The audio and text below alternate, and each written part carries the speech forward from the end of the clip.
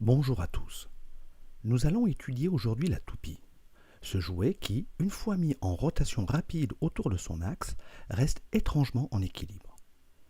Ce qu'on observe plus précisément, c'est que la toupie ne reste pas complètement immobile. Son axe tourne autour de la verticale. On appelle ce mouvement secondaire la précession.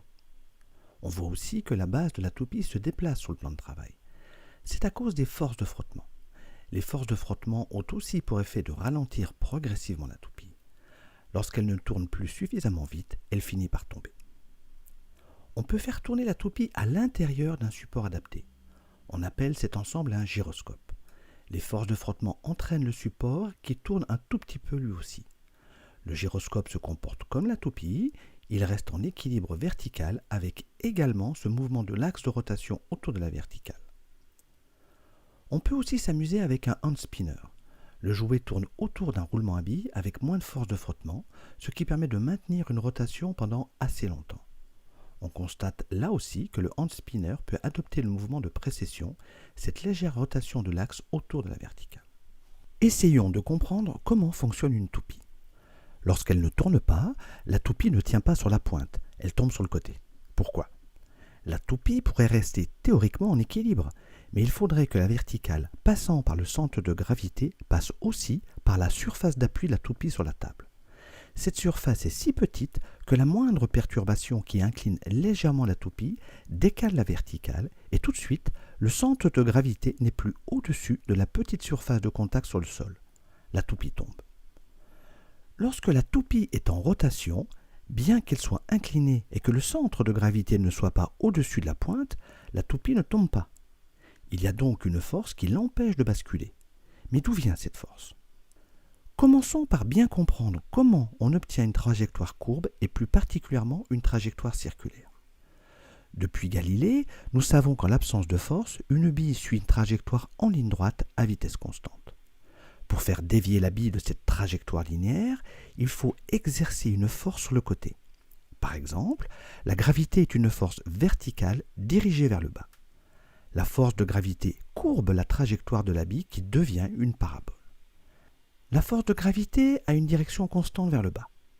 Pour obtenir une trajectoire circulaire, il faut exercer une force dirigée en permanence vers le centre du cercle. La force de courbure change de direction en suivant le mouvement de la bille. Cette force est dirigée vers le centre du cercle. On appelle cette force la force centripète. La force centripète est la force qui fait tourner la bille. Selon le principe d'égalité d'action et de réaction, lorsque la bille subit une force, en retour, elle exerce la même force dans le sens opposé. Ainsi, la bille exerce sur la tige de support et sur l'axe de rotation une force dirigée vers l'extérieur du cercle.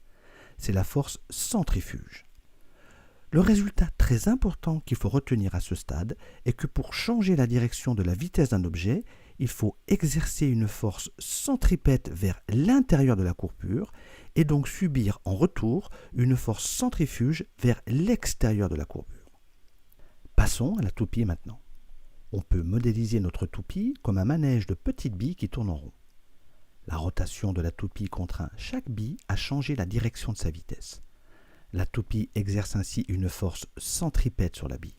En retour, la bille exerce sur l'ensemble de la toupie une force centrifuge vers l'extérieur. La force centrifuge exercée par chaque bille est compensée exactement par la force exercée par la bille diamétralement opposée. Toutes les forces centrifuges s'annulent et l'axe de la toupie ne bouge pas. Il n'est d'ailleurs pas nécessaire qu'il y ait toujours une bille diamétralement opposée pour équilibrer la rotation. Dans un hand spinner à 3 branches, les 3 forces centrifuges s'équilibrent parfaitement. Cela n'explique toujours pas pourquoi la toupie tient en équilibre. Quand on s'amuse à agiter un hand spinner, on sent entre les doigts une force un peu bizarre qui s'oppose au mouvement qu'on imprime. On dirait qu'il n'aime pas ce mouvement. Voyons ce qui se passe lorsqu'on fait pivoter le plan de rotation de la toupie selon l'axe rouge passant par le centre. Les billes les plus éloignées ont une vitesse à peu près parallèle à l'axe de pivotement. La direction de la vitesse de ces masses est peu impactée par le pivotement de la toupie. En revanche, la vitesse des masses qui sont proches de l'axe pivote comme le plan de rotation de la toupie. Or, nous avons vu que pour changer la direction de la vitesse d'une masse, il fallait exercer une force centripète vers l'intérieur de la courbe. D'un côté de l'axe, la vitesse s'incline vers le bas, il faut donc exercer une force vers le bas. De l'autre côté, la vitesse de la bille s'incline vers le haut, il faut donc exercer une force vers le haut.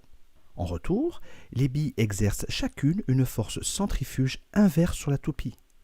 Une bille va exercer une force vers le haut et celle qui est diamétralement opposée une force vers le bas.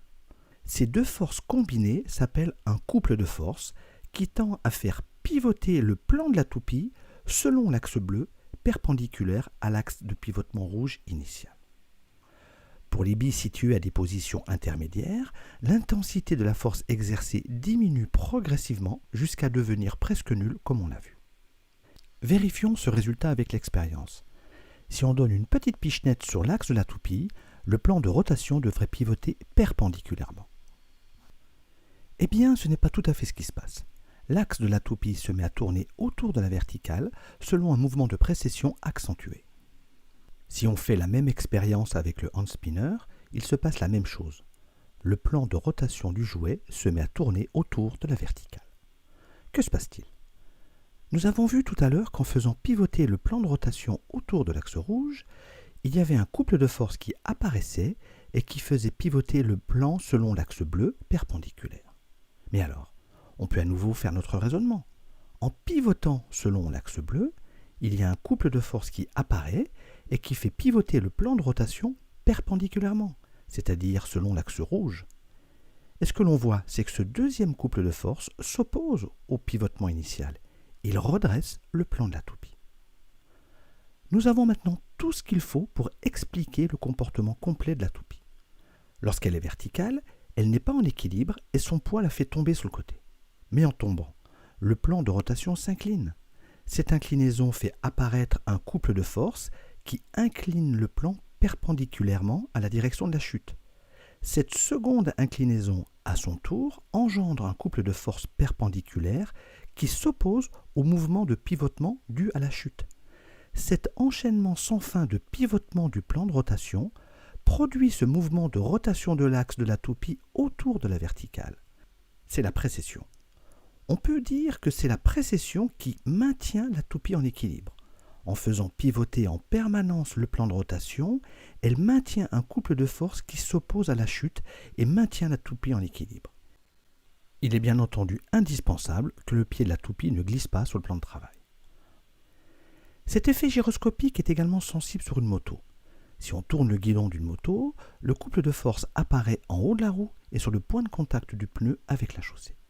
Le pneu ne pouvant pas glisser, seule la force du haut va faire bouger la moto.